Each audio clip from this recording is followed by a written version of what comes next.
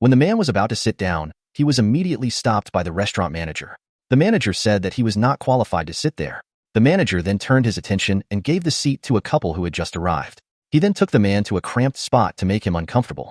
The manager also instructed the waiter to make things as difficult as possible because he feared the man's skin color would affect the restaurant's image. Every dish the man ordered was rejected by the waiter.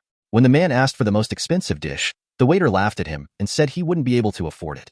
The waiter mocked him, saying he was only fit to eat hot dogs or fried chicken. Unable to hold back his anger, the man slammed the table and stood up, attracting the manager's attention. The manager tried to calm the situation and deceive the man by offering him a quiet and spacious place. The manager led the man to a private room with bad intentions. At that moment, the man thought the manager had finally understood his purpose. However, when he was about to call for service and open the door, he found the door was locked. Soon after, the waiter opened the door and brought in the police. The police said they would arrest him for causing trouble. Not only that, but the waiter also presented a fake bill, accusing the man of ordering many expensive dishes without paying. The man tried his best to explain that he had been framed, but the police didn't believe him and arrested him without hesitation. The manager then proudly reported his actions to the restaurant owner.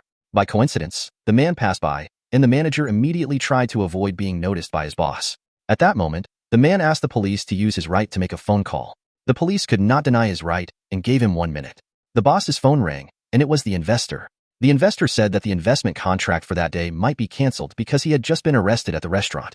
This left the restaurant owner confused, and when he turned around, he saw the investor standing behind him. The owner immediately approached the investor and asked the police to release the man, saying there had been a misunderstanding. The manager was immediately fired and banned from working in any restaurant due to his poor service.